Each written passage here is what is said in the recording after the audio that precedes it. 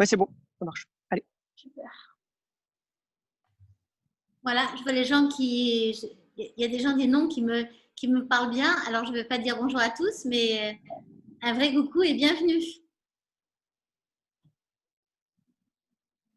On se laisse 1 ou 2 minutes, le temps que tout le monde se connecte à l'heure. Ça prend toujours un peu de temps, n'est-ce pas, Philippe? Ça peut être un peu pénible.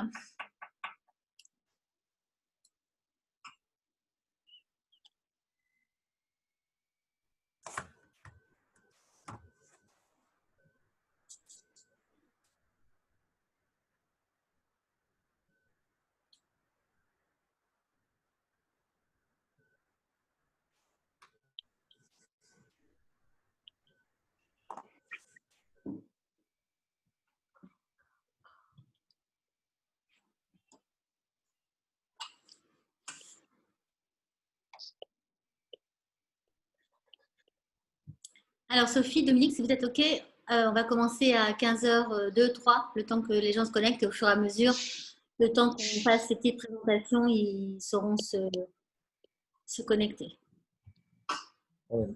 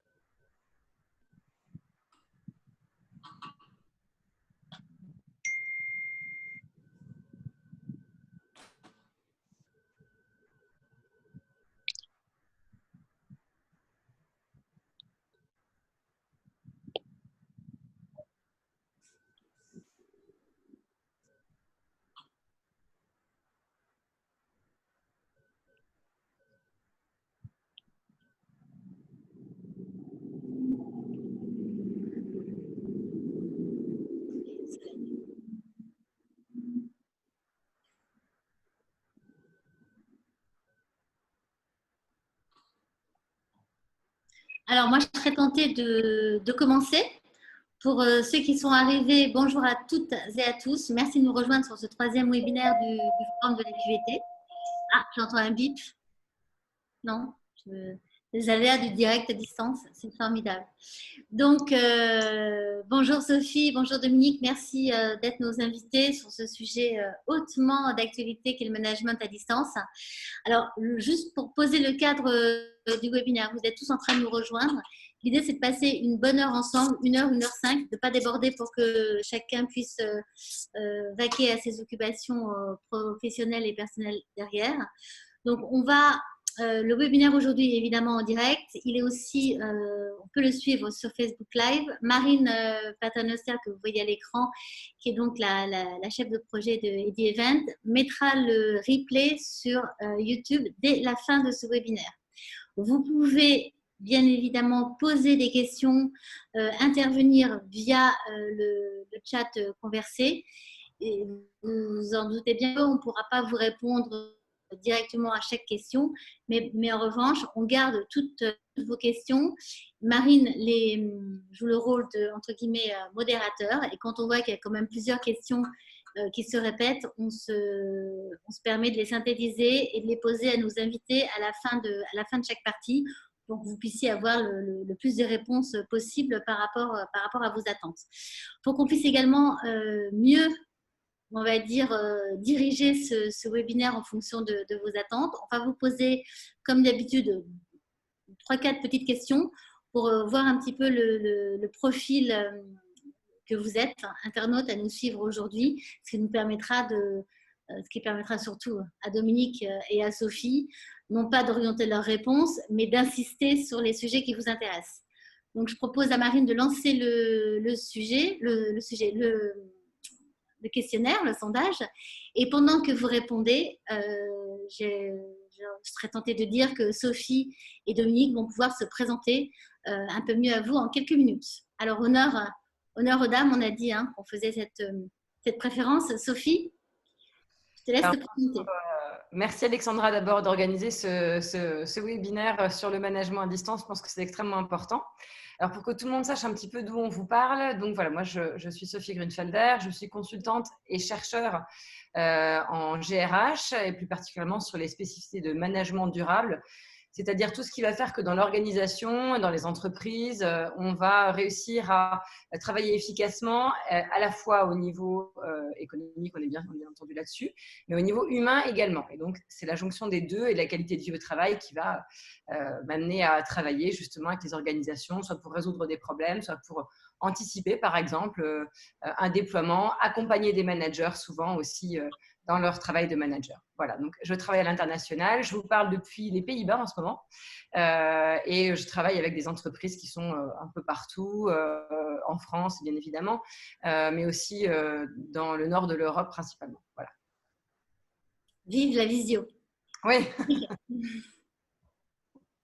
Bonjour à tous, merci effectivement Alexandra d'organiser une conférence sur ce thème qui moi m'a préoccupé, donc pas en tant que chercheur avec beaucoup moins de recul avec Sophie. Moi je dirige une société de bureau d'études en bâtiment dont nos valeurs effectivement tournent autour du construction durable et surtout travail en mode projet. Donc j'ai coutume de dire qu'il faut souvent mettre l'ego au service des projets et non pas l'inverse. Donc je fais la recherche permanente de faciliter l'intelligence collective au sein des équipes et au sein des projets qu'on dirige, puisque voilà, on a une structure, j'ai une structure de 10 personnes et également le management de projets de construction immobilière sur lequel nos expertises en économie de la construction et direction de chantier nous amènent à diriger des équipes pluridisciplinaires.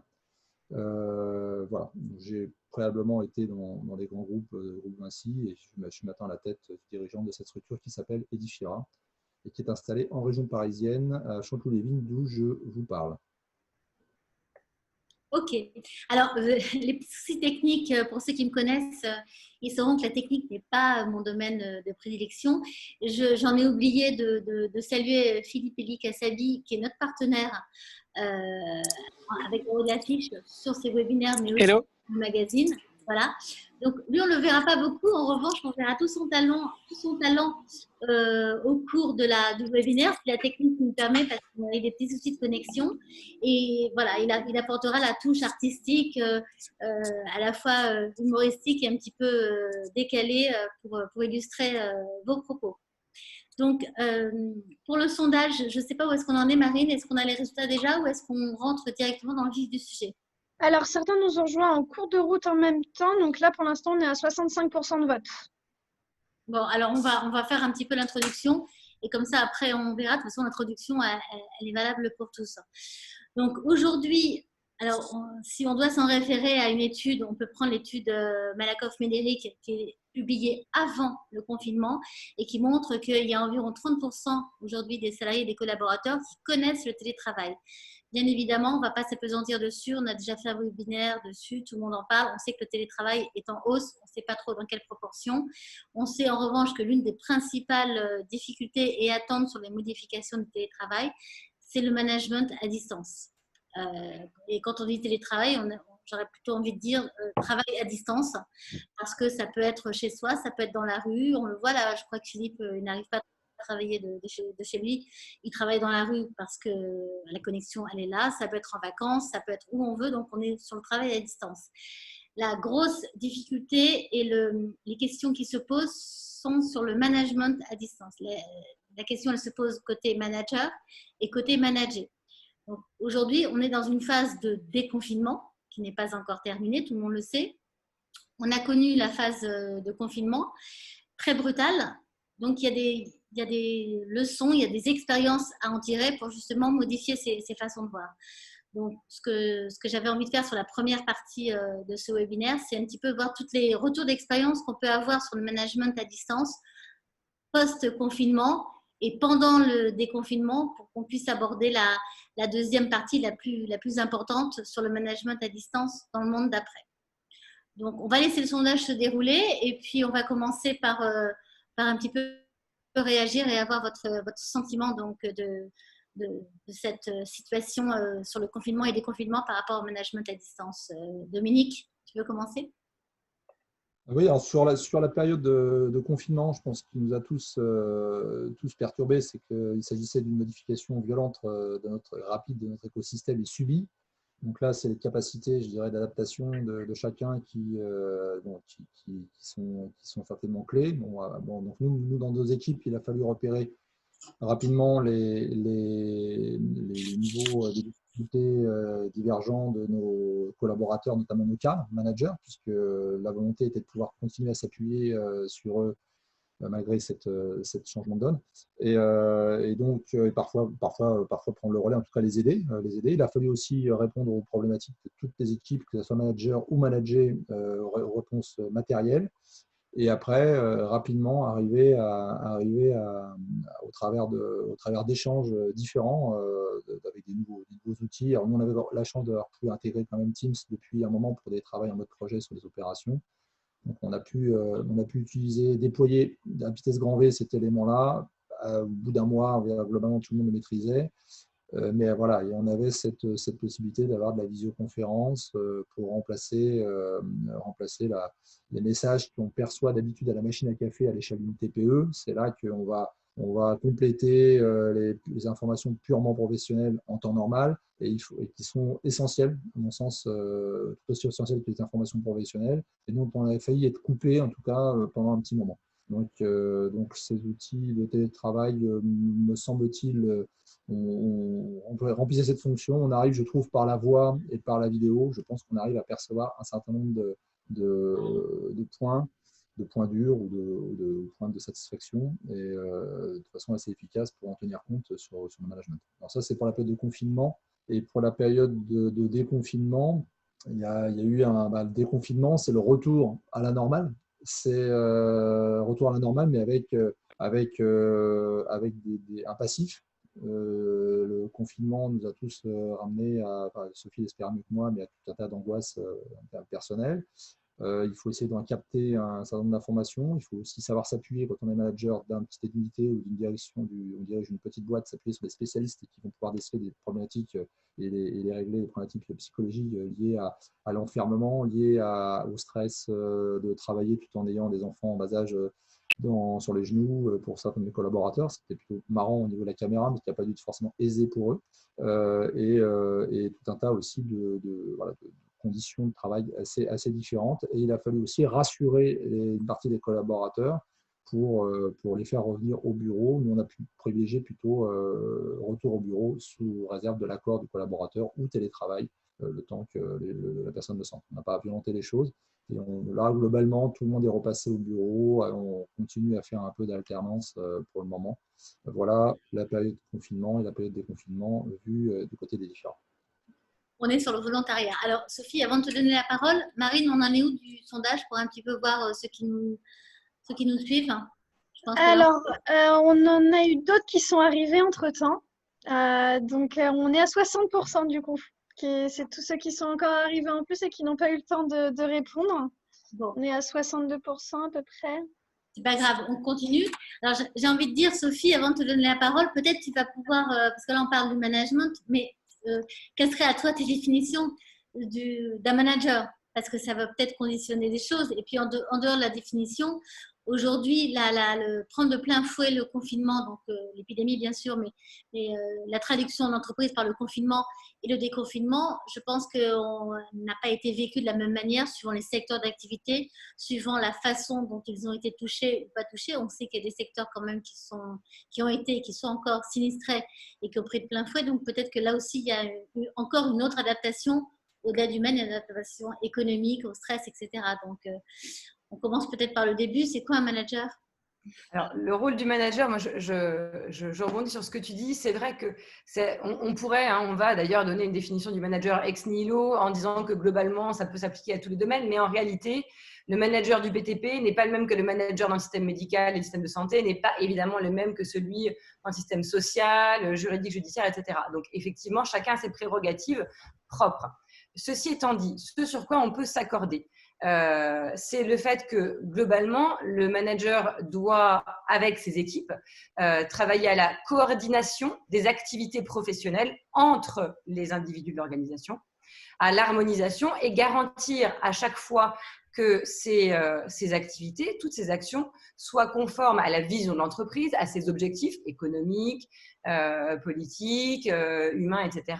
Et pouvoir conduire, et j'insiste vraiment sur ce mot de conduire les forces vives de l'entreprise dans une convergence des actions au service de l'entreprise. Donc, le but du manager, c'est ça. Après, effectivement, selon le niveau ou la strate managériale dans l'entreprise, on a des attentes et des expressions managériales différentes. Et évidemment aussi, selon le milieu, alors si on est dans l'industriel, le tertiaire, etc., le public, le privé, le manager public et le manager privé n'ont pas les mêmes fonctionnements, bien évidemment, on a des prérogatives particulières. Ce que je voudrais ajouter par rapport à ce que tu disais sur le télétravail qu'on a tous éprouvé et le management à distance, je crois que c'est important de positionner dès le départ que le management à distance est une des composantes du télétravail, donc ce pourquoi on s'y intéresse aujourd'hui, mais pas seulement. Et c'est là que je voudrais attirer l'attention de l'auditoire, c'est-à-dire que globalement, on s'interroge aujourd'hui en raison des événements sur ce management à distance. En réalité, c'est l'avènement des nouvelles technologies et le fait de travailler de façon distancielle, pas seulement à cause du Covid, mais dans l'absolu, par l'éloignement des gens, par une périurbanisation accrue, etc., qui fait qu'on doit aujourd'hui réellement d'abord s'intéresser dans les entreprises à la question du management à distance et puis bien évidemment dans les universités et les business schools, l'enseigner et savoir comment on peut s'y former. Donc, dans les entreprises où les personnels n'ont pas eu le temps ou n'ont pas eu l'opportunité de se former, il me semble extrêmement important qu'on puisse aujourd'hui, côté manager, dirigeant et opérationnel, prendre le temps de se former à cette question du management à distance en tant que manager ou bien être managé. Ok. Là, ce coup-ci, je pense qu'on est bon pour le sondage. Vas-y, allez-y. Alors, vraiment d'être voilà, plus direct. Alors, donc au niveau des profils, c'est super mitigé. On a 34% de managers, 34% de collaborateurs managés et 31% de dirigeants. Il y a aussi quelqu'un qui a dit que son profil n'y figurait pas et qu'il était consultant et fortement intéressé. Ensuite, pour le statut actuel, on a principalement donc 56% en poste dans l'entreprise. On a 41% en télétravail contre 3% seulement au chômage partiel. Ouais. C'est logique par rapport à la date où nous sommes, clairement. Oui. Ensuite, comment vivez-vous le management à distance? Donc 91% bien, donc tant mieux. Et ensuite, on avait des internautes positifs. Oui, on se l'était dit. Et ensuite, quelle est selon vous la principale difficulté du management à distance? Alors là aussi, c'est réparti, mais il y a quand même une réponse qui se dégage fortement, c'est les relations avec les collègues. Ensuite, vous avez l'organisation. Ensuite, c'est la communication avec le manager. Puis, c'est la confiance. Et ensuite, c'est le contrôle seulement à 13%.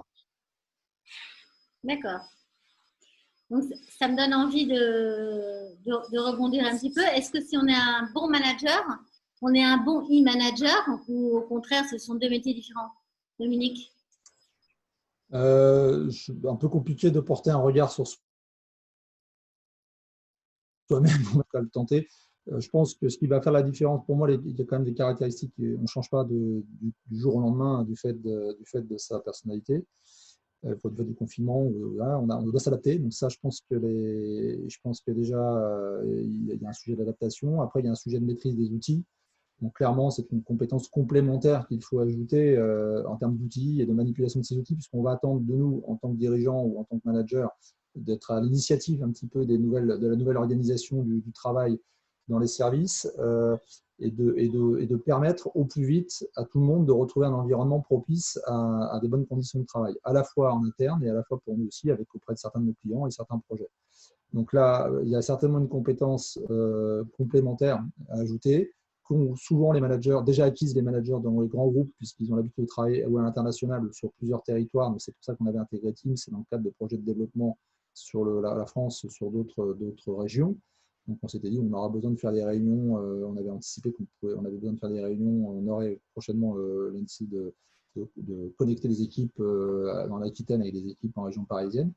Voilà, donc ça c'était tant mieux. Et après, je pense, de mon point de vue, j'ai pas, une fois que ces outils étaient, je dirais, actés et communs et maîtrisés par tout le monde, assez rapidement, j'ai quand même trouvé qu'on s'est retrouvé dans un cadre assez similaire à ce qu'on vivait avant. Donc du coup, bah, les qualités les défauts hein, d'ailleurs d'un manager vont s'exprimer au travers de nouveaux médias, quoi. Voilà, mais je pense que c'est plus une couche technique, une couche technologique complémentaire avec laquelle il faut se sentir à l'aise pour pouvoir rapidement retrouver son management d'avant. Enfin, c'est comme ça que je l'ai vécu. Hein. Je ne l'intellectualise pas, je n'analyse pas comme Sophie. Je témoigne d'une expérience personnelle et pour moi-même et pour mes cadres, mes trois cadres.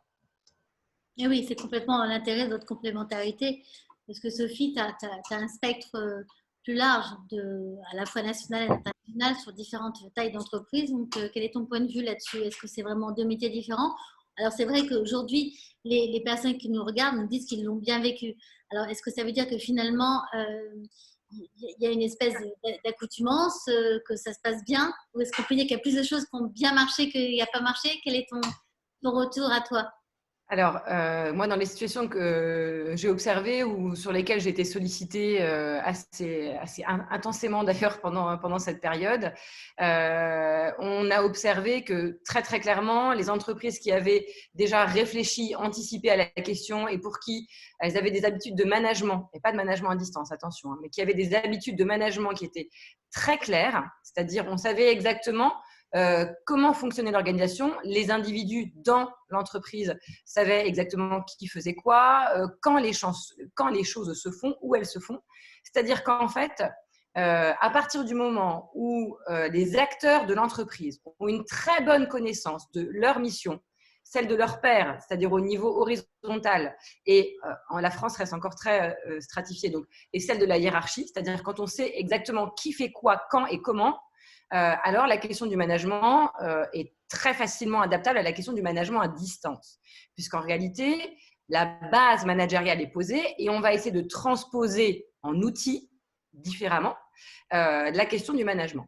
En revanche, quand on est dans des entreprises où le fonctionnement est un peu plus, je dirais, intuitif, mais sans que ça soit un jugement, hein, mais avec beaucoup moins de procédures, sans qu'elles soient lourdes, mais des procédures à minima, en réalité, le switch en management à distance a été très, très, très compliqué. Et donc là, il a fallu intervenir pour les accompagner.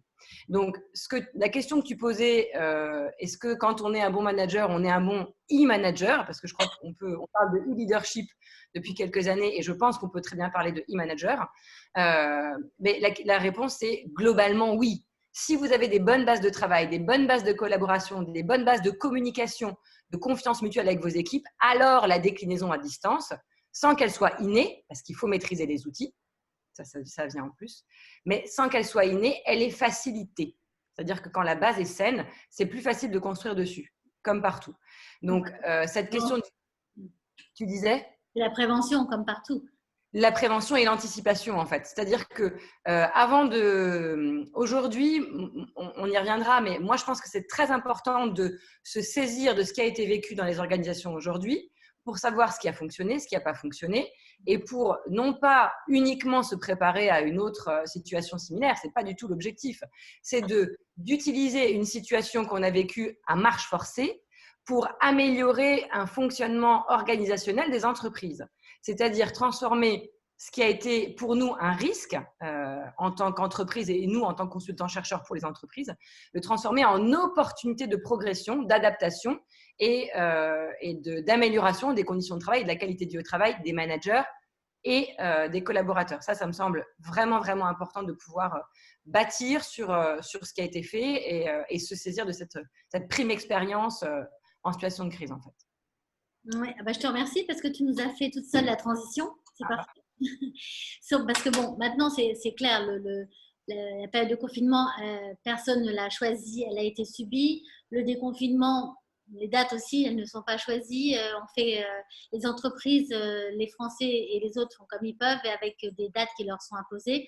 Donc maintenant, il faut faire avec ce qu'on a et il n'y a pas tellement le choix de revenir de toute façon à la situation d'avant le 15 mars.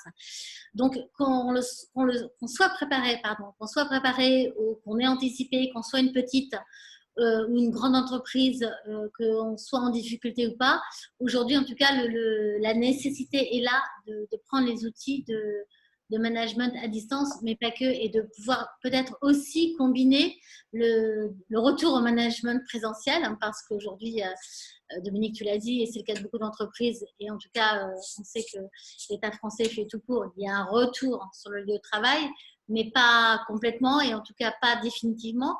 Donc, pour le manager, il y a une espèce de double rôle qu'ils doivent assumer maintenant.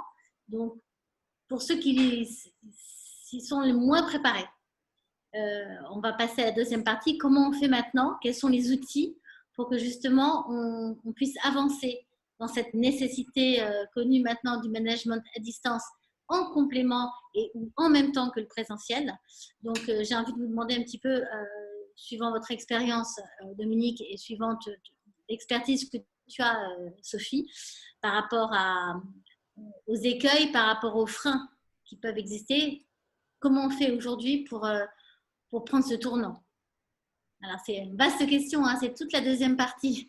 Mais c'est vrai qu'on a posé la question très, très rapidement sur le sondage et on a vu que finalement, Marine, vous m'arrêtez si je me trompe, mais le point qui revient, c'est le lien social. Oui, c'est ça. Comment on fait pour garder le lien social quand on n'est pas physiquement ensemble aussi? Voilà, je vais poser toutes les questions, donc bien sûr je vais vous faire rebondir, mais je ne sais pas, Sophie, tu veux commencer à répondre là-dessus? Dominique, tu rebondis derrière? Oui, alors c'est ce que je disais, hein. Moi, ce qui me semble vraiment important, c'est de se saisir des enseignements de ce qui s'est passé pour décliner une vraie politique de management à distance qui puisse être dans un mix vraiment entre du management présentiel et du management à distance et qui va faire la grande famille du management globalement. Alors, qu'est-ce qu'on va sonder, interroger? Alors, bien évidemment, je sais que toutes les entreprises aujourd'hui n'ont pas les moyens pour pouvoir prendre un consultant extérieur qui aura un regard neuf et objectif sur la situation. Mais néanmoins, il y a quand même des éléments importants qu'il faut passer en revue. Alors, on peut très rapidement le faire. C'est-à-dire, déjà, on va prendre les fameux 3C du management à distance, qui sont la communication, la confiance et la compréhension mutuelle. Il faut absolument voir au niveau technique, au niveau des outils que vous avez utilisés de la communication, si ces outils sont adaptés ou pas. Ça va être vraiment, vraiment basique. Comment individuellement, on pose la question à chacun. Vous pouvez faire des sondages internes, moi ça ne me pose aucun problème, au contraire. C'est le principe de l'audit interne. Vous allez voir vos collaborateurs, vous leur demandez en termes d'outils de communication, si ça leur a convenu, pas convenu, pourquoi, comment, qu'est-ce qu'on change. Et attention, en termes de communication, voir ce qui a fonctionné en communication ascendante, descendante, mais également ce qui a fonctionné en communication latérale. Et c'est sur ce point-là que à mon avis, hein, l'auditoire réagit, c'est-à-dire c'est la perte d'informations, de liens informels, la fameuse information pause-café qui a manqué cruellement. Donc, il faut savoir comment est-ce qu'on peut remplacer ça. D'abord, si on peut le remplacer, parce qu'il ne faut pas non plus croire qu'on va pouvoir transformer en virtuel tout ce qui se fait en présentiel. Ça, c'est un leurre. Donc, il faut déjà se dire que tout ne sera pas possible. Mais ça ne veut pas dire que d'autres façons de faire ne sont pas possibles. Donc, par le biais de cet audit interne que vous pouvez faire avec quelques questions sur la communication ascendante, descendante, latérale, les outils de communication, et puis sur la façon dont chacun s'en est saisi et les besoins de formation qu'il aurait, on a déjà une première entrée. Donc, moi, j'engage chacun à mener cette petite enquête dans son entreprise, à se mettre ensuite autour de la table réellement ou virtuellement, et à prendre 1 heure, 2 heures, une après-midi, pas plus, pour dégager des priorités de fonctionnement en termes de management à distance. Et encore une fois, elles sont propres à chacun. Soit vous arrivez à le faire individuellement, et c'est très très bien parce qu'il faut aussi que chacun dans les entreprises puisse se saisir de cette question. Soit vous vous dites, OK, la tâche est trop grande pour nous, on n'a pas le temps de le faire, et vous faites appel à des consultants extérieurs. Mais en tout cas, ne laissez pas passer cette opportunité, vous le regretteriez dans l'avenir parce que j'espère en tout cas que vous ne l'aurez pas une deuxième fois. Enfin, on n'a jamais, comme on dit, une deuxième chance de faire une bonne première impression. Donc, allons-y maintenant. Alors, avant de te donner la parole, Dominique, est-ce qu'il y a des questions particulièrement en rapport avec ce sujet-là, justement, de la difficulté de la réadaptation du management présentiel à distance qui viennent, Marine, sur le chat? Alors, Madame Julie Barthes qui demandait si avec un guide de sécurité au travail pouvait rassurer les équipes. Bonjour Julie, parce qu'on se connaît bien. Et Benoît Calvet qui répondait justement, le protocole de retour au travail doit être discuté entre les collaborateurs et définir ensemble les adaptations avec les outils. Il proposait des outils. On nous demande d'où viennent les 3 C. Alors peut-être qu'on peut répondre à ça parce que d'autres personnes peuvent se poser les questions. Oui, alors, je te laisse répondre et ensuite je laisserai Dominique sur le concret en entreprise.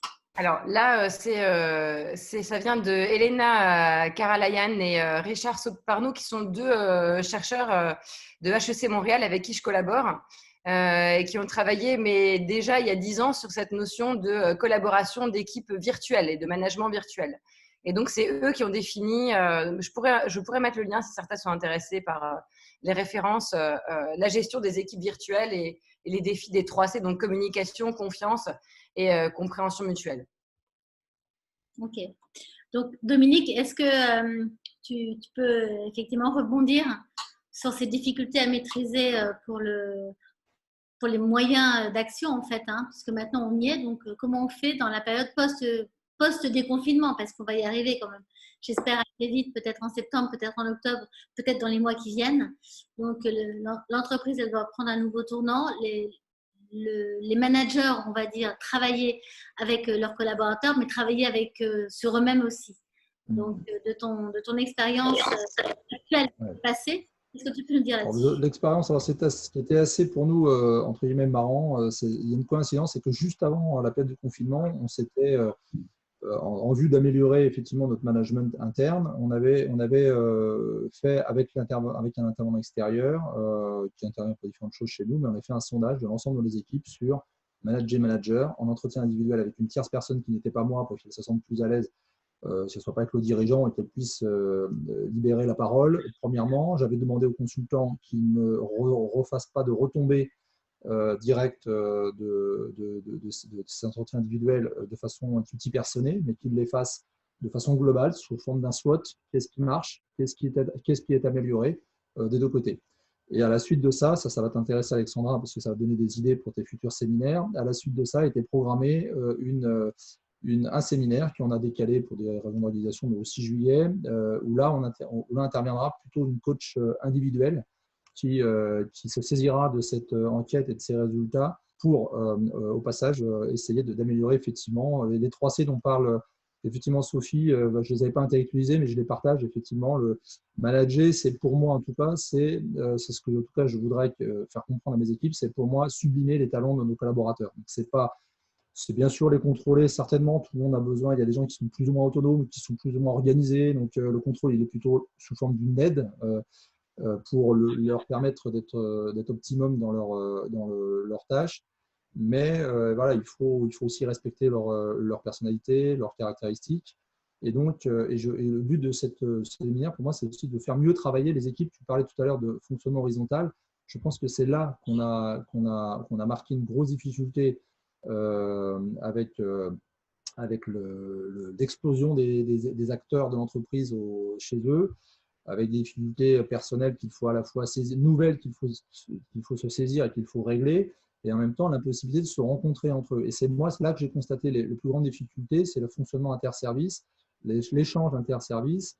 L'échange service, il est rapidement, j'ai des équipes assez jeunes, donc on va dire qu'il y a aussi des caractéristiques. Les milléniums, la génération millénium, elle s'adapte très bien aux outils, ils sont nés avec, ils ont l'habitude. Donc bon, là, il fallait aider ceux qui avaient plus de mal et les autres se sont bien adaptés, ils ont fonctionné entre eux, mais j'ai eu des plaintes de certains collaborateurs qui disaient bah ouais, mais on ne prend pas de mes nouvelles. Alors, ce n'est pas forcément que la personne en face s'en fout, c'est juste qu'elle a un nouvel environnement avec lequel elle n'a pas forcément trouvé l'astuce pour montrer à son collègue qu'elle n'a pas rien à faire d'elle ou sa collègue et prendre de ses nouvelles. Donc, tout simplement, il faut penser en tant que manager, même les managers, les salariés entre eux, d'appeler ceux que vous n'avez pas l'occasion de voir dans vos réunions de travail, de prendre de leurs nouvelles de donner des vôtres. Voilà, pour même quand vous n'êtes pas… alors, le manager va vous solliciter, mais là, je parle en transversal. Ça peut effectivement rapidement nuire à l'efficacité de l'équipe. Donc, le conseil que je pourrais donner dans les TPE, PME, c'est de ne pas, chez les managers ou des managers de gros services, c'est de ne pas rester seul et se prendre pour un Superman. Globalement,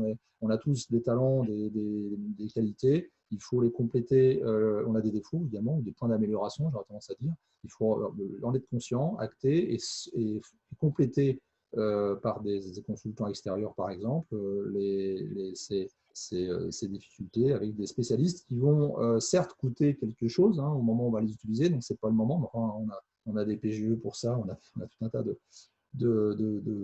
volants d'action qu'on n'avait pas précédemment dans les autres crises, qu'il faut penser aussi à utiliser pour capitaliser sur cette expérience. Et je prends l'exemple d'Edifira. Pour moi, cette expérience, ça va nous apporter beaucoup pour les futurs développements en province, puisqu'on sera déjà au point, entre guillemets, j'aurais tendance à dire, un peu plus au point sur le management à distance. En tout cas, une fois qu'on aura franchi l'étape de débriefer a posteriori ce qui a marché, ce qui n'a pas marché en management globalement et en management. Maintenant, il va falloir l'ajouter certainement au programme, et ce qui nous permettra certainement d'être plus pertinent, plus rapidement opérationnel quand on commencera à développer une autre région dans les années qui viennent. Alors, je vais laisser après la… Je vais juste rebondir 2 secondes à ce que disait Dominique, quand il disait il faut l'ajouter au programme. C'est vrai qu'aujourd'hui, dans beaucoup de situations, on a l'impression qu'en fait, il y a management qui est une couche et e-management qui va en être une autre. Et en réalité, la question du e-management, elle fait partie du management global. C'est-à-dire qu'il y aurait plutôt 2 branches, une qui est le management, et le management présentiel et le management distanciel. Et c'est les 2 jambes de la même personne. Il faut vraiment se dire qu'il faut penser ça en termes de compétences conjointes et non pas de compétences dissociées. À la fois pour les dirigeants et les managers et à la fois pour les gens qui sont les opérationnels ou les collaborateurs en bout de chaîne qui sont en lien avec, encore une fois, une grande latéralité managériale et puis leur supérieur direct, par exemple. Ça, vraiment se dire que c'est les 2 jambes de la même personne. Le management présentiel et le management distanciel, l'un ne va pas sans l'autre aujourd'hui. Eh bien justement, s'il y a les 2 jambes, est-ce que ça veut dire, je ne sais pas si tu as la réponse, et puis après je laisserai Marine te poser des questions, parce qu'il y a beaucoup de questions justement sur les expériences ailleurs qu'en France, mais si tu dis qu'il y a 2 jambes, est-ce qu'aujourd'hui on peut dire que ça doit être 50-50 ? Est-ce qu'il y a un bon dosage ? Est-ce que ça dépend des entreprises ? Est-ce que ça doit être pris comme l'a souligné effectivement Julie Barthes, en collaboration entre manager et manager, comment est-ce que ça doit se décider en fait? Parce qu'aujourd'hui, on est obligé, mais dans l'avenir, et j'espère très bientôt, post-déconfinement, ce sera un vrai nouveau management. Donc, est-ce qu'il faut l'introduire? Est-ce qu'il y a une bonne dose? Alors, ce n'est pas un nouveau management, il existait déjà, mais on n'en avait pas conscience. C'est-à-dire que pour l'instant, on s'était dit, le management à distance, ça fait partie, c'est une petite partie des compétences du manager. Non. C'est-à-dire qu'il y a une base, on est bien d'accord, mais c'est des compétences supplémentaires, complémentaires que le manager va devoir intégrer. Et donc, on va par là essayer de travailler avec justement les managers qui sont déjà en poste. Moi, j'accompagne des managers déjà en poste et qui ont vraiment besoin de faire le point sur leurs compétences managériales présentielles en entreprise, comme Dominique le fait, elle l'a fait avec son audit, et comme il le fait aussi, j'imagine, au quotidien avec des questions, des allers-retours très, très informels avec ses équipes. Ça, oui, mais il faut vraiment aussi se dire qu'on va avoir besoin de se former à cette question-là du management à distance parce que ça ne va pas de soi et ça n'est pas inné. Et alors, bien sûr, les millennials peuvent être, pour certains, pas pour tous, peut-être plus naturellement enclins à ça, mais c'est pas le cas pour tous. Et puis, il faut aussi se dire une chose, c'est que la distance n'est pas bien vécue par tous. Et cette question du management à distance, confinement, pas confinement, enfin, quelles que soient les circonstances, elle n'est pas adaptée à tout le monde. Et la question que pose le management à distance, à un moment donné, et bien évidemment le contrôle dont tu parlais, Dominique, la confiance et le contrôle, hein, faut aussi savoir, c'est la dose qui fait le poison, jauger et juger les deux. Mais il faut savoir que tout le monde n'est pas capable d'être dirigé et de diriger à distance et que ça ne convient pas à tout le monde. Et ça, il ne faut pas se leurrer en disant, OK, demain, on va mettre une session de formation dans l'entreprise, on va former nos 200 managers et demain, ils sont tous opérationnels. Non, non, parce qu'il y a des gens à qui ça ne convient pas. Alors, bien évidemment, ils vont travailler, ils vont faire des efforts, ils vont s'adapter, etc. Pour autant, ils ne vont pas forcément le vivre bien. Donc, ce que tu disais, Dominique, il faut absolument qu'il y ait soit au niveau des managers une supervision pour leur permettre à l'interne d'exprimer voilà, leurs attentes, leurs ressentis par rapport à ce management à distance, où sont leurs difficultés. Et je trouve ça très bien de pouvoir leur donner la parole et qu'ils puissent le faire. Pour moi, c'est primordial. On ne laisse pas les gens dans une situation d'inconfort professionnel sans qu'il y ait des répercussions économiques sur l'entreprise, ça il faut le savoir. Et puis la deuxième chose, c'est que ces managers qui en plus gèrent à distance doivent avoir la possibilité d'exprimer leurs ressentis par rapport à ce qu'ils gèrent avec leurs collaborateurs, c'est-à-dire comment moi je me sens dans mon management, mais comment est-ce que je gère le ressenti de l'autre à distance. Et ça non plus, ça ne va pas de soi. Donc, il faut vraiment avoir des temps d'aide, d'accompagnement des managers pour savoir comment ils s'en sont sortis, comment ils y arrivent, comment ils n'y arrivent pas à manager à distance, comment ils gèrent l'émotion, la leur, celle des autres, et puis comment est-ce qu'ils arrivent à garder cette efficience de travail alors que globalement, on sait que voilà, les gens ont beaucoup plus l'habitude du travail en présentiel. Peut-être une évolution des métiers du DRH qui se dessine. Mais ça, ce sera un autre. Ça, c'est dans le recrutement. Alors, on en viendra peut-être plus tard, mais dans les nouvelles compétences qu'on va rechercher, que les recruteurs vont rechercher chez les managers, il y a quelque chose de ça, mais on va en reparler. Oui. Il y a peut-être un petit bout de RH. Dominique, du coup… Oui, ce qui est intéressant, parce qu'un des points intéressants de cette période, en fait, c'est qu'on a eu la chance, quelque part, de tester un petit peu nos équipes sur cette nouvel écosystème, cette nouvelle façon de manager. Moi, j'aurais tendance à avoir vu un peu 3 types de comportements. J'ai vu des gens qui étaient, pas forcément que les millennials, c'est vrai, j'ai vu des gens qui étaient assez à l'aise avec cette autonomie, ce télétravail. Donc, c'est une autonomie, en fait, des gens qui sont capables d'organiser leur journée. Globalement, toutes mes équipes ont répondu présentes et ont fait face au travail malgré ces conditions différentes. Donc, on va dire, elles se sont, avec plus ou moins besoin d'assistance, elles se sont adaptées. Il y en a qui s'adaptent plus facilement d'autres à cette autonomie d'organisation de leur journée, nouvelle organisation de leur journée, qui s'y complaisent même, parce qu'on peut y gagner, on peut tous y gagner. La société peut y gagner en limitant ses transports et ses émissions de CO2. Donc, en région parisienne particulièrement, ça peut parfois être compliqué d'atteindre le bureau. Donc, pourquoi imposer ça à des salariés si on peut faire autrement et que la personne est autonome, on n'a aucune raison de le faire, ou des raisons de garde d'enfants. Il y en a qui ont subi ce confinement parce que justement, les solutions de garde n'étaient pas présentes, donc ils ont dû rester chez eux, mais pas par choix, mais par nécessité. Et ceux-là, on les a vus revenir avec le sourire aux lèvres. Parfois, il fallait les rassurer sur les conditions. J'ai oublié d'aborder ce sujet tout à l'heure, tu m'as tendu la perche. Il était important. Moi, j'ai dirigé une boîte dans le BTP. On avait une dizaine de chantiers qui ont été arrêtés par la crise du Covid. On a un guide qui avait édité la Pro BTP dès le 2 avril pour nous donner des outils pour faire reprendre les activités de terrain sur le chantier.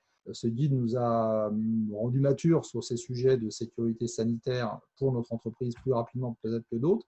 Mais voilà, il était important. On n'a pas concerté pendant 3 heures les choses. On a édité un guide, on a défini des solutions, un sens prioritaire horizontal dans les couloirs où on ne peut pas se croiser à moins d'1 mètre, un sens prioritaire vertical à la montée, des lingettes, des masques pour les sorties à l'extérieur et quand on ne peut pas maintenir la distanciation.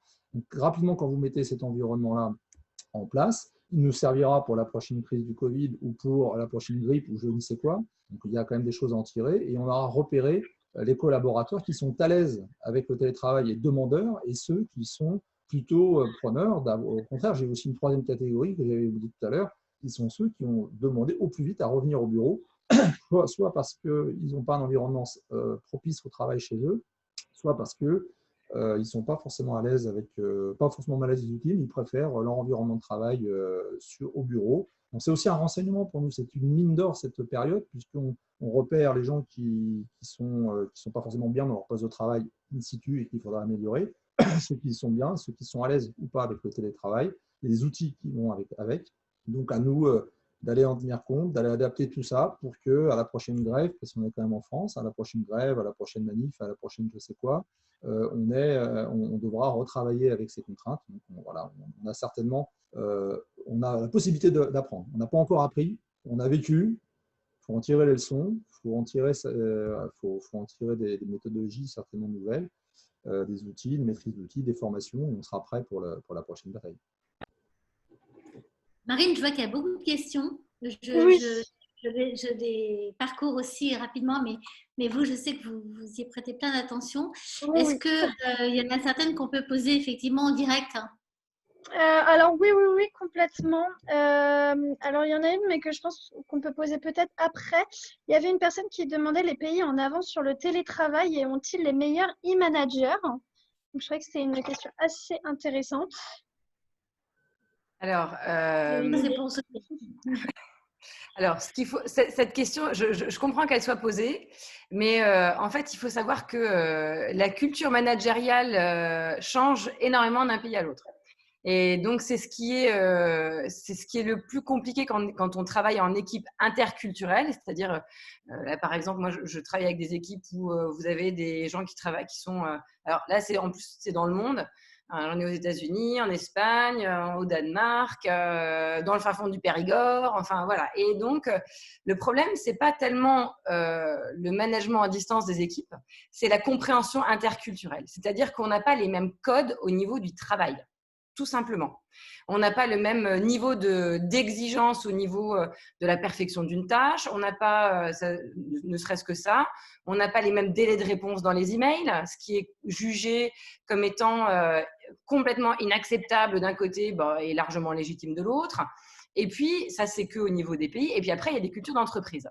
C'est-à-dire que vous avez des entreprises internationales, des entreprises américaines qui sont présentes sur le sol néerlandais, par exemple, des entreprises allemandes qui sont présentes en France, etc. Et là, on a en plus la culture du pays et la culture de l'entreprise. Et donc, la question du management, de l'avancée du management par rapport au management à distance, elle est compliquée, c'est dur de la poser uniquement en termes de pays parce que la culture d'entreprise et la culture du pays impactent énormément sur les habitudes managériales internes.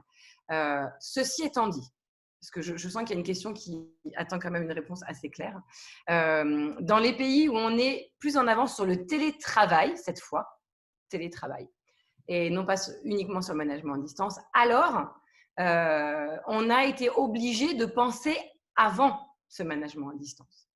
Et selon que dans le pays duquel on parle, il y a par exemple une habitude ou une grande valeur apportée par exemple à la conciliation des vies professionnelles et des vies privées, alors dans ces pays-là, oui, le management à distance est beaucoup plus facile et plus facilement installé déjà, puisqu'ils ont des habitudes que d'autres n'ont pas. Donc, en ces termes-là, mais encore une fois, ce n'est pas que le pays, c'est la culture du pays, la culture de l'entreprise, et puis des points particuliers de qualité de vie au travail qu'on va mettre les uns à côté des autres pour voir et pour constater positivement que dans ce cas-là, le management à distance est avancé. Oui. Donc, je ne sais pas si vous avez répondu avec ces 3 éléments-là. Tu as raison de dire qu'on est en France, il ne faut pas l'oublier. Et c'est vrai qu'on a cette particularité quand même du lien social et du… j'ai vu passer là, sur les commentaires, le patron ou le chef de service passe la tête à la porte et dit bon, on se voit dans 5 minutes ou on déjeune ensemble. Voilà, ça ne peut pas passer par la distance. C'est vrai que, mais ça c'est peut-être plus franco-français, mais c'est vrai qu'il faut le souligner. Est-ce qu'il y a d'autres questions? Il y a beaucoup de questions. Il y en a beaucoup et il y en aurait 2 qu'on pourrait peut-être, si on a le temps. Alors, il y en a une, ce serait, n'y a-t-il pas des outils qui peuvent alerter le manager si le salarié ne vit pas bien cet e-management? Des outils d'alerte. Des exemples. Si, il y a des outils qui existent. Alors, ils sont pas… Alors, moi, je demande à chacun d'investiguer, parce que je ne vais pas donner de nom, parce que je ne voudrais pas faire de recommandations ni dans un sens ni dans un autre. Je sais que la Happy Tech a répertorié beaucoup d'outils qui permettent justement de valider ou d'invalider ou de vérifier le bien-être des collaborateurs à distance. Ceci étant dit, il faut se dire que là encore, ça va être des outils numériques et qui nécessairement ne vont pas correspondre à tout le monde. C'est-à-dire qu'il y a des personnes qui vont avoir mis en place par l'entreprise une application qui va permettre de savoir si vous allez bien ou pas. Mais vous allez peut-être passer à côté de la personne qui ne va pas bien parce que pour elle, l'application, ce n'est pas son mode de fonctionnement. Voilà. Donc, en revanche, en sortant des outils purs, moi, je rejoins ce que disait Dominique tout à l'heure et ce que tu soulignais, Alexandra. On ne peut pas passer la tête pour dire on déjeune ensemble ou comment ça va. En revanche, sans parler d'outils coûteux, etc., il y a des habitudes et des processus de travail qui peuvent être faits et qui peuvent être vraiment discutés entre managers dans une même entreprise, par exemple, pour savoir qu'est-ce qu'on met en place, quelles sont les habitudes de travail des managers qu'on met en place pour s'assurer que de l'autre côté, quand le collaborateur est très longtemps à distance, tout reste, enfin, il continue à aller bien. Ça fait vraiment partie des choses. Je vous parlais d'audit et d'évaluation ou d'enquête interne après ce qui s'est passé. Très clairement, la capacité à avoir, je ne vais pas dire codifier, mais institutionnaliser le fait de prendre des nouvelles de la santé mentale et physique des collaborateurs, parce que la santé au travail, ça n'est pas réservé qu'au RH. Hein. Pardon pour le petit coup de semonce, mais vraiment, ça, j'y tiens. Voilà, le questionnement sur la santé des collaborateurs, oui, ça fait partie des choses qu'il faut faire et qu'il faut absolument ritualiser, sans que ça soit forcément par une application, un logiciel, etc. Mais en tout cas, il faut y réfléchir, savoir comment on le fait, en discuter avec ses équipes et pouvoir ensuite le mettre en place. Ok. Alors, là, Dominique, je vais peut-être te poser la question parce que j'ai envie de réagir au dessin de Philippe. On parle des pauses, on parle alors en France de la sacro-sainte pause café, on parle de la nécessité parfois de faire une pause de 10 minutes pour se reposer, pour récupérer. Comment on fait quand on est un manager à distance pour instaurer, pour permettre ces moments de pause? Alors, je sais, tu vas peut-être me dire, bah, ils les prennent tout seuls et puis c'est tout, mais du coup, il n'y a plus de management en fait. Chacun fait comme il veut. Est-ce que c'est pas un peu la porte ouverte? Non, mais alors, Là, je moi, je parle au pense chef que, d'entreprise. Hein. ouais, non, alors, ouais, genre, je sais que j'avais peut-être, enfin, ça avait un peu allé à contre-pied des inquiétudes qu'ont pas mal de confrères, mais moi, je suis quand même assez partisan. À partir du moment où on embauche quelqu'un, c'est une décision qu'on prend. On a des périodes d'essai quand même en France qui sont assez longues, assez renouvelables. Je pense qu'on a quand même les moyens d'aller connaître en fait. L'avantage qu'on a en TPE, PME, c'est que j'ai par rapport peut-être à beaucoup des dirigeants de plus grosses boîtes, c'est que j'ai la chance de pouvoir voir mes collaborateurs assez régulièrement. Je pense les connaître. On ne connaît jamais les gens parfaitement, mais je pense que je les connais bien. Donc du coup, typiquement, on a moins besoin des outils et pourtant on a quand même mis en place une session d'interrogation, hein, et d'audit, mais il y a une séance donc c'est plus pour progresser. C'est peut-être s'assurer qu'on a bien tout perçu, c'est surtout ça. Mais on a le temps de s'occuper plus qu'un manager de grand groupe qui va surtout avoir des yeux rivés sur les tableaux Excel, parce que simplement, il ne va pas faire autrement. Quand on a 800 collaborateurs, on ne va pas leur serrer la main tous les matins. Quand on en a 10 jusqu'à 20, peut-être pas tous les matins, mais en tout cas, on va les voir au moins une fois par semaine. Si ce n'est plusieurs fois par semaine, on va pouvoir prendre le temps d'aller déjeuner avec eux, prendre le temps de boire un café avec eux, prendre le temps de faire une visioconférence avec eux en plus limité. Et là, on a des outils très concrets qui nous permettent, par écart par rapport à son comportement habituel et normal, de déceler une éventuelle difficulté. Moi, j'ai décelé des difficultés par des tendances que je connaissais bien de mes collaborateurs qui se sont parfois exacerbées quand quelqu'un, il y a une méthode que j'aime beaucoup, qui est le ProcessCom, que je trouve très intéressante en termes qui explique en fait les caractéristiques principales d'un individu liées à la phase, à l'environnement, et qui vous décrit surtout qu'une personne en état de stress n'en tirait absolument rien. Donc, c'est le plus important, c'est de bien connaître ses collaborateurs et de bien repérer les signaux de stress qui vont vous alerter sur le fait qu'elle est dans le rouge. Et si tu es dans le rouge, tant que vous ne l'aurez pas ramené dans le vert, que ce soit pour vos collaborateurs ou que ce soit pour les gens que je croise dans la réunion de chantier, ils vont en réunion de chantier, ça part souvent en live assez facilement. Tant que vous n'avez pas ramené la personne dans le vert, de haute force, vous n'allez pas pouvoir avancer d'iota sur la résolution des problèmes. Donc, il est important de déceler ces signaux de stress au travers de signes parfois imperceptibles, des gens qui ont besoin d'organisation naturelle vont surdemander l'organisation à leur manager. Et ben, au lieu de se dire « il m'emmerde », j'ai déjà le Covid, parce que nous aussi, manager, on a nos problèmes. Bah non, il faut tout simplement en tirer une leçon. La leçon, c'est qu'il est dans le rouge. Donc, s'il est dans le rouge, c'est qu'il y a peut-être une raison derrière. Vous la creusez, vous la réglez et vous avez ramené la situation à la normale. Donc, dans les TPE-PME, c'est observé, mais pour autant, j'invite effectivement tous les dirigeants PME-TPE et les responsables du service dans les sociétés de se documenter sur les outils que Sophie a à votre disposition ou d'autres que j'ai pu apprendre dans les formations diverses et variées et qui servent également à manager des services d'une dizaine de personnes et des entreprises d'une 10 à 20 salariés. Alors, là, on va essayer de respecter le timing, donc on va bientôt apporter une conclusion et évoquer un autre petit point.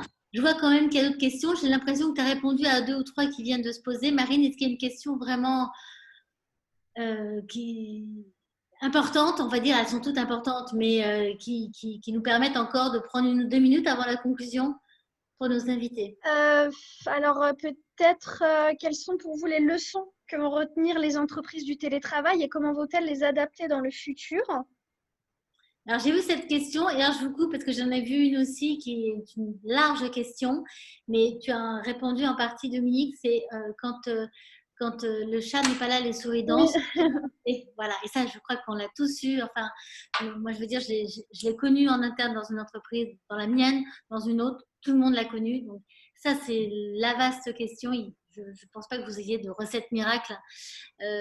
C'est pour ça que je ne peux pas mettre. Je vais juste faire gagner du temps à beaucoup de managers ou à des managers. Hein, quand on connaît son entreprise, dans les TPE-PME, souvent, on n'a pas une formation de dirigeant à la base, on a une formation professionnelle, une formation sur le terrain, des gros chantiers pendant 10 ans, ou ainsi. Donc, quand on dirige une entreprise comme ça, franchement, on a une très bonne idée des temps nécessaires à chaque tâche. Donc, si vous voulez, et les managers, si vous nommez les managers qui ont également une compétence dans ce domaine, ils vont programmer une semaine. Ce qui était très important pendant le Covid, certainement, c'était de programmer de façon hebdomadaire. Il ne faut pas non plus resserrer les trucs à la journée près. Les gens organisent leur journée comme ils veulent, on s'en fout. Ça, ce n'est pas le sujet. Le télétravail, c'est le principe. La personne a une organisation professionnelle avec plus de souplesse en rapport avec ses contraintes personnelles et donc il est plus heureux et donc parfois il peut être plus performant. Mais pour autant, à la fin de la semaine, le client, il attend son travail. Donc on fixe l'objectif. Peut-être un petit point intermédiaire et à disposition des collaborateurs si vous avez des difficultés, vous faites le point avec votre manager et votre dirigeant avec qui vous voulez. Mais de toute façon, on rend le dossier au client en temps en heure ou si on ne peut pas le rendre, on explique pourquoi et on avertit avant le deadline. Voilà, donc c'est pas non plus, voilà, c'est un jeu de dupes parce qu'en général, un manager qui est un peu expérimenté, il va quand même voir venir le problème loin, il y a des méthodes pour, et puis voilà, bon, ça peut disparaître. C'est pas que ça n'existe pas, mais c'est pas non plus si dramatique que ça. Alors, c'est vrai que je me fais l'avocat du diable, mais tu as raison. Ça peut être complètement valable déjà, ça dépend de la personnalité et la conscience de chacun, quand le manager est en rapport avec le client. Mais c'est une vaste question quand on parle de services administratifs internes et qu'il n'y a pas d'objectif par rapport au client, mais que c'est un fonctionnement. Mais bon, c'est un autre sujet, mais disons que là, s'il y a des recettes miracles, je ne pense pas qu'elles existent. Sophie, si tu veux ajouter un mot là-dessus avant qu'on conclue. Non, mais je comprends ce que tu dis. Il n'y a pas de recette miracle. Néanmoins, ça pose quand même la grande question de la confiance et du contrôle. Et en fait, ce qui se passe, c'est que par cette question de la distance, il y a quelque chose qui échappe au manager, qui fait… alors, je ne dis pas qu'il y a le fantasme du chat et de la souris, parce qu'on l'a tous réellement constaté aussi. Simplement, jusque-là, il y avait un contrôle par l'espace, c'est-à-dire on contrôlait les gens, on savait qu'ils étaient présents. Voilà, donc physiquement présent sur un lieu. Donc, il y avait un contrôle par l'espace. On a parfois même ajouté un contrôle par le temps, c'est-à-dire les fameuses pointeuses, etc. Aujourd'hui, on a le contrôle par l'espace à distance ne se fait pas. Le contrôle par le temps se fait différemment, se fait ponctuellement. Par exemple, quand on a des rendez-vous. Donc là, c'est, si vous voulez, un contrôle filé du travail par le temps. Et ce à quoi il faut parvenir, c'est ni un contrôle par l'espace, ni un contrôle par le temps, mais dans une relation confiance-contrôle, dans un engagement de mission. C'est-à-dire, il faut savoir pourquoi on paye les gens. Est-ce que vous les payez pour être 8 heures présents sur leur lieu de travail? Est-ce que vous les payez pour être 8 heures devant leur ordinateur? Moi, je ne crois pas que ce soit l'objectif d'un contrat de travail aujourd'hui. clairement, l'objectif, c'est d'atteindre, de fournir une prestation interne, externe, etc. Donc, ce sur quoi il faut contractualiser, et j'ai envie de dire, ce fameux équilibre confiance et contrôle ne doit pas porter ni sur le temps, ni sur l'espace, mais sur le résultat de la mission qui est confiée. Et là, quel que soit le jeu de chat et de souris, à un moment donné, les gens sont face à leurs responsabilités. C'est fait, c'est pas fait, pourquoi et pourquoi pas. Et ça, Dominique l'a très bien dit. Ensuite, on en tire les conséquences. C'est-à-dire que si c'est fait et très bien, ben, tant mieux, voilà, tout fonctionne. Si c'est pas fait, la question, encore une fois, et nous, on intervient là-dessus, si c'est pas fait, pourquoi? D'où vient le problème? Et là, encore une fois, si c'est juste une question de volonté, d'engagement ou de pas faire, ça se voit très, très rapidement. Ok. Alors, une dernière question qui revient peut-être, Marine, et sinon on va passer aux petites minutes de conclusion parce que voilà, le temps passe. Marine, est-ce qu'il y a une question brûlante?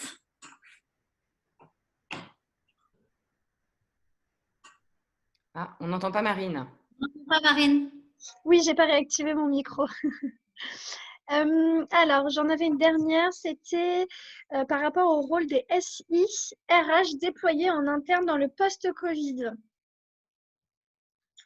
Voilà, c'était la dernière question qui était posée, hein. Toutes les autres, on a pu réussir. Voilà, si jamais d'ailleurs vous aviez des questions, vous pouvez nous les envoyer. J'ai mis le mail, hein, d'ailleurs. Voilà, donc c'était la dernière que nous avions.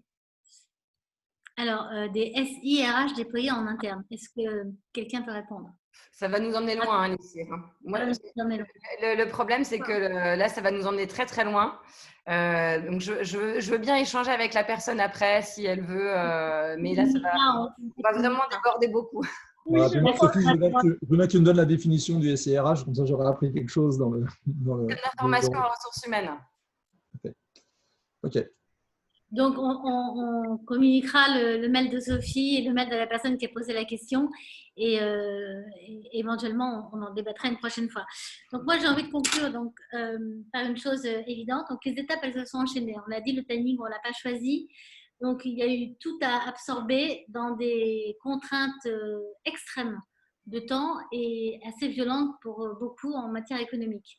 Donc, on en a discuté avec Dominique et Sophie pour préparer ce webinaire. Donc maintenant, il y a un temps, je pense, c'est vous qui l'avez souligné, un temps nécessaire en fait à accorder par les managers aux managers pour absorber tous ces changements, tout ce chaos qui a été subi depuis 3 mois seulement. On a l'impression que ça fait des mois, mais ça ne fait que 3 mois.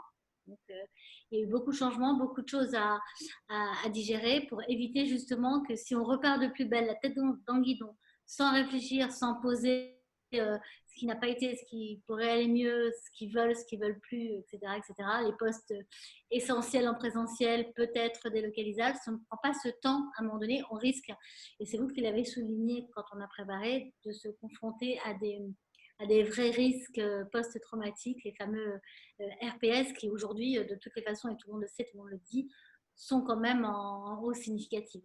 Donc, il y a vraiment besoin d'un temps. C'est un petit peu la conclusion pour faire une liaison très, très, très rapide et malgré tout évidente sur la santé au travail, hein, qui dépend aussi du management. Alors, un petit mot de conclusion sur ça. Donc, je vais laisser la parole à Dominique et puis c'est Sophie qui conclura avant que je fasse les dernières lettres de la fin.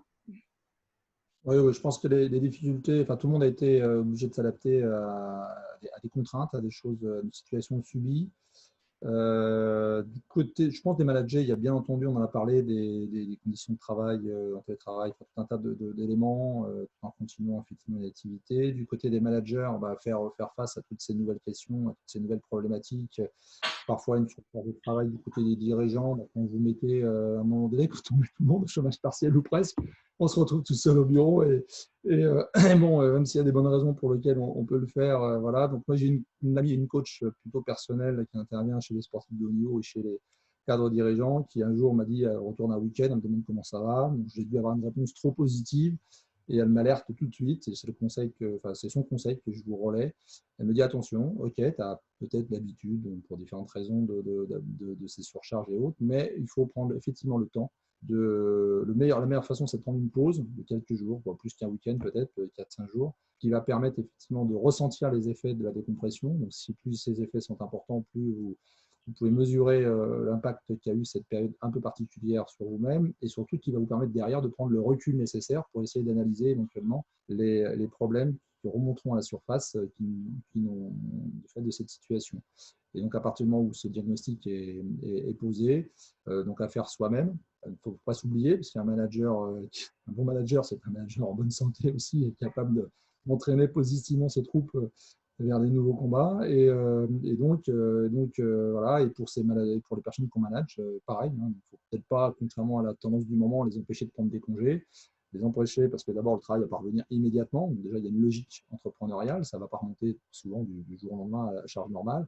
Et on aura besoin peut-être de deux un peu plus tard. Et donc, c'est peut-être le moment, effectivement, de penser les plaies, de repartir, de se redynamiser pour repartir quasi à la normale, regonfler à bloc. Voilà, il ne faut pas s'oublier. Merci. Sophie? Oui, je rejoins vraiment ce que dit Dominique, hein. Je pense que si on a 3 enseignements à tirer, c'est vraiment les suivants. C'est l'analyse, le partage et la vision prospective. L'analyse de ce que vous avez vécu pour savoir exactement comment vous allez pouvoir l'utiliser pour vous en servir et vous améliorer. Le partage, parce qu'il est vraiment important de ne pas rester seul. C'est vraiment le message que je voudrais adresser aux managers parce que certains ont bien vécu cette période de management à distance, d'autres pas. Et pour les collaborateurs, pareil, ne restez pas seul avec ce que vous avez vécu, s'il vous plaît.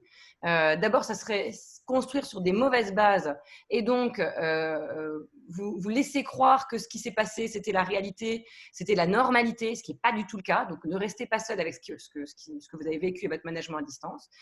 Partagez-le avec d'autres, avec des professionnels pour voir un peu comment vous allez pouvoir améliorer vos compétences de manager et de manager à distance. Ça va ensemble.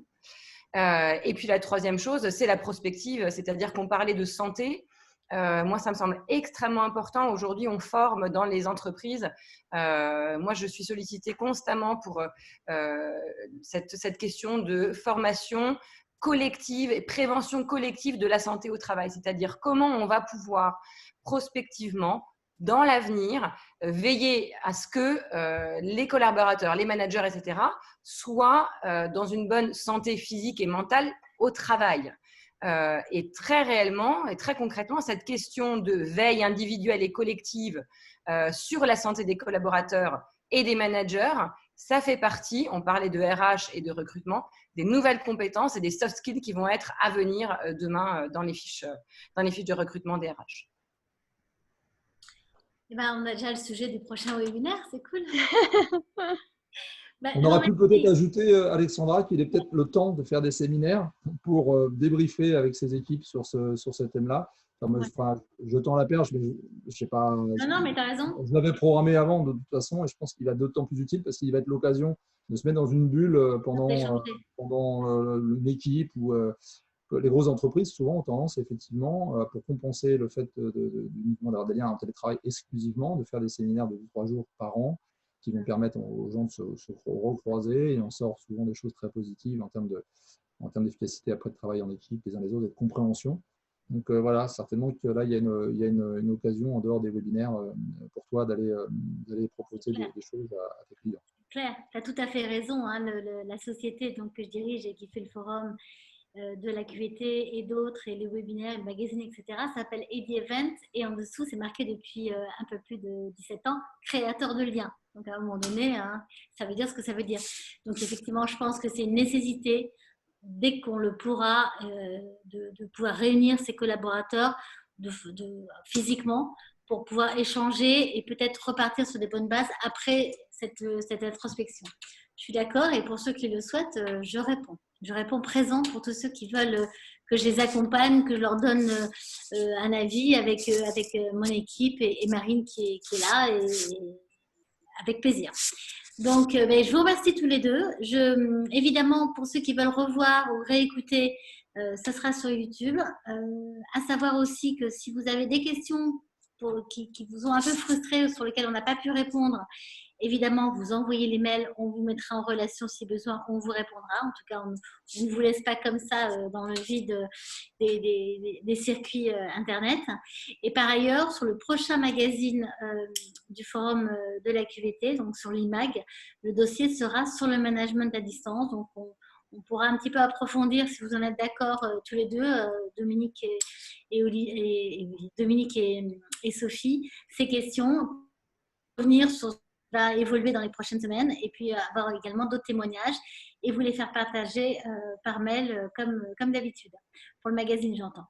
Voilà, bah écoutez, il me reste à vous remercier tous. Merci beaucoup à Philippe Elie de ces nombreuses illustrations parce que franchement, je sais que la technique n'était pas vraiment au rendez-vous aujourd'hui pour toi. Donc, c'est super. Les propos ont été ponctués comme d'habitude avec beaucoup de talent. Donc, je te remercie également. Merci Marine d'avoir fait l'interface et d'avoir pu absorber le maximum de questions. Et merci à vous tous de nous avoir suivis. Et je vous dis à bientôt pour le prochain webinaire. Merci à tous. Merci beaucoup. Merci. Au revoir, merci.